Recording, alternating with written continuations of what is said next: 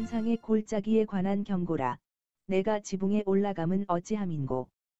소란하며 떠들던 성, 즐거워하던 고을이여. 너의 죽임을 당한 자들은 칼에 죽은 것도 아니요 전쟁에 사망한 것도 아니라. 너의 관원들도 다 함께 도망하였다가 화를 벌이고 결박을 당하였고, 너의 멀리 도망한 자들도 발견되어 다 함께 결박을 당하였도다. 그러므로 내가 말하노니 돌이켜 나를 보지 말지어다. 나는 슬피 통곡하겠노라. 내 딸 백성이 패망하였으므로 말미암아 나를 위로하려고 힘쓰지 말지니라. 환상의 골짜기에 주 만군의 여호와께로부터 이르는 소란과 발핌과 혼란의 날이여. 성벽의 무너뜨림과 산악에 사무쳐 부르짖는 소리로다. 엘람 사람은 화살통을 메었고 병거 탄 자와 마병이 함께 하였고, 기르 사람은 방패를 드어냈으니 병거는 내 아름다운 골짜기에 가득하였고, 마병은 성문에 정렬되었도다. 그가 유다에게 덮였던 것을 벗김에 그 날에야 내가 숲을 곳간의 병기를 바라보았고, 너희가 다윗 성에 무너진 곳이 많은 것도 보며, 너희가 아랫못에 물도 모으며, 또 예루살렘의 가옥을 계수하며, 그 가옥을 헐어 성벽을 견고하게도 하며, 너희가 또 옛 못의 물을 위하여 두 성벽 사이에 저수지를 만들었느니라. 그러나 너희가 이를 행하신 이를 앙망하지 아니하였고, 이 일을 예적부터 경영하신 이를 공경하지 아니하였느니라. 그 날에 주 만군의 여호와께서 명령하사 통곡하며 애곡하며 머리털을 뜯으며 굵은 배를 띠라 하셨거늘. 너희가 기뻐하며 즐거워하여 소를 잡고 양을 잡아 고기를 먹고 포도주를 마시면서 내일 죽으리니 먹고 마시자 하는도다.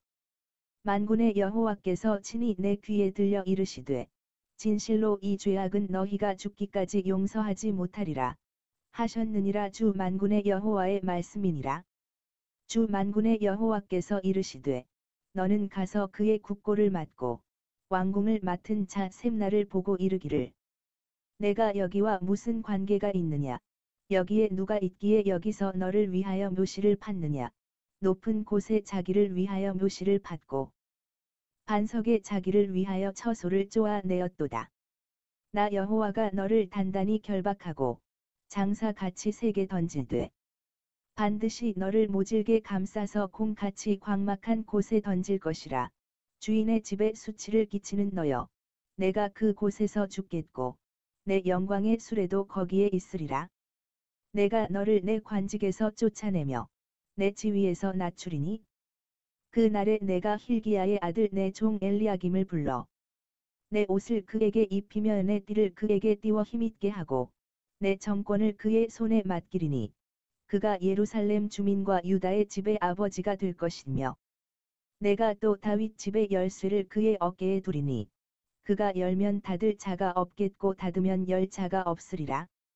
못이 단단한 곳에 박힘같이 그를 견고하게 하리니, 그가 그의 아버지 집의 영광의 보좌가 될 것이요 그의 아버지 집의 모든 영광이 그 위에 걸리리니, 그의 후손과 족속되는 각 작은 그릇 곧 종지로부터 모든 항아리까지리라. 만군의 여호와께서 이르시되, 그 날에는 단단한 곳에 박혔던 못이 사그리니, 그의 못이 부러져 떨어지므로 그 위에 걸린 물건이 부서지리라 하셨다 하라. 나 여호와의 말이니라. 아멘.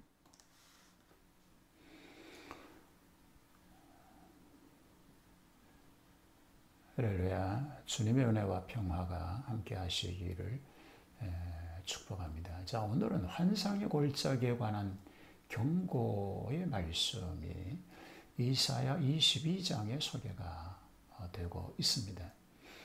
서두에 소개된 환상의 골짜기는 이상과 묵시로 많이 가르침이 되던 예루살렘 도시를 말하고 있습니다.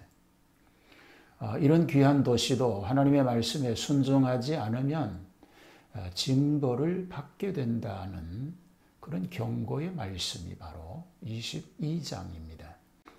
자, 예루살렘에 관한 예언의 얘기가 1절에서 14절에 소개가 됩니다. 자, 내침군의 위험에 대한 얘기가 1절로 7절에 나오죠. 예루살렘 거민들이 하나님을 저버리고 향락주의로 흘러갔습니다.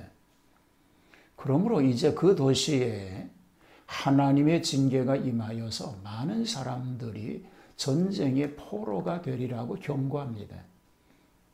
그런 의미에서 본문에 너희 죽임을 당한 자가 칼에 죽은 것도 아니요 결박을 당하였다고 말합니다. 나를 보지 말라고 하였으니 자기의 슬픔이 엄청나게 크다라고 하는 것이죠.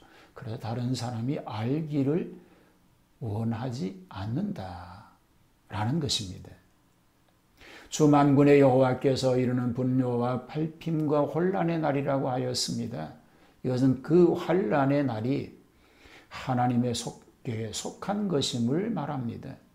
땅 위의 사람들은 이런 큰 사건들이 우연한 것으로 돌리고 있습니다. 그러나 이것은 크게 잘못된 일입니다. 유다인들의 불신앙에 대한 얘기가 8절에서 11절에 소개가 됩니다. 적병의 침입에 대비한 수비 행위는 침략을 당한 민족으로서 취하지 않을 수 없는 일입니다. 그 행동 자체가 잘못된 것은 아닙니다.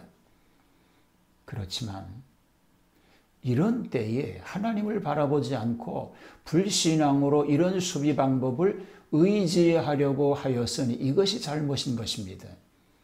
그 내용을 검토해 보면 수풀에 있는 병기 창고를 바라보았다라고 말하죠. 또 무너진 다윗성을 수축하려고 했다고 말합니다. 아랫 못 물을 끌어 급수를 원활히 하려고 하였습니다. 가옥을 헐어 성벽을 강화하였습니다. 두 성벽 사이에 저수지를 만들겠다고 합니다. 이런 5가지 일들로 문제를 해결하는 것이 아니었습니다. 사람들이 환난을 당할 때 환난을 보내신 하나님을 찾아야 근본적 문제가 해결될 수 있습니다. 환난 날에 나를 부르라 내가 너를 건지리니 내가 나를 영화롭게 하리라고 성경은 말씀하고 있습니다. 하나님을 찾지 않은 것은 불신앙인 것입니다. 유대인들의 불순종을 12절에서 14절은 얘기합니다.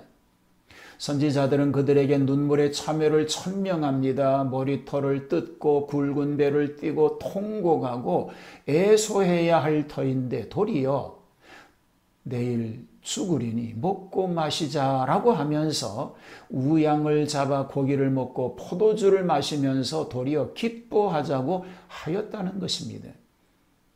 회개하여야 될 때에 오히려 더 방탕하고 방종한 일을 한 것입니다.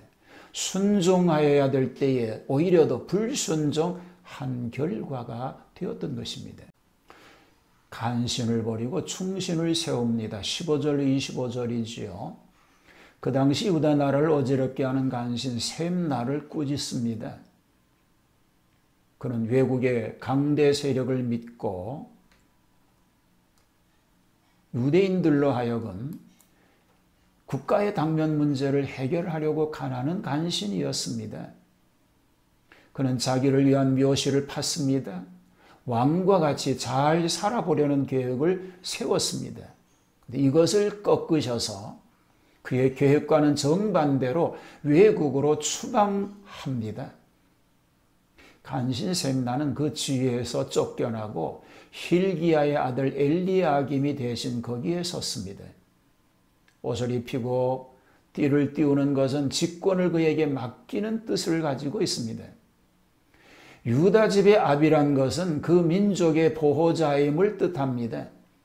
열면 닫을 자가 없겠고 닫으면 열 자가 없으리라고 하면 그의 권세가 최고인 것을 나타내고 있습니다. 물론 왕 밑에 있지만 신하로서는 최고직입니다. 그의 가문의 영광은 엘리야김 자신이라는 뜻입니다. 그런데 작은 그릇 곧 종지로부터 항아리까지는 그의 가문의 대소인물들을 가리키는 말인데 그들이 엘리야김 덕분에 출세와 이득을 얻었으나 결국은 어떻습니까? 사리사욕에 기울여지고 그도 역시 하나님께 결국 버림을 받게 된다는 진리입니다. 자, 마지막 절에는 이렇게 말하고 있는 것을 보게 되죠. 단단한 곳에 박혔던 못이 삭아져서 그 위에 걸었던 물건이 떨어지게 된다라고 하는 것을 깨닫도록 하신 말씀입니다.